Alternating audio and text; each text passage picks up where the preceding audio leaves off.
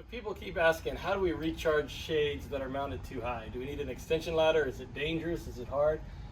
We like rechargeable shades because it only takes a second to charge. And if they're too high, we use this extension rod, which extends out to 3 meters and has a hook on the end of it, which you might not be able to see. They can ground the wire that's basically anywhere.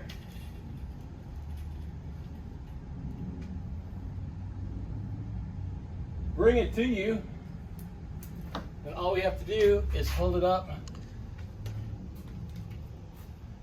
behind the shade, and it is charging.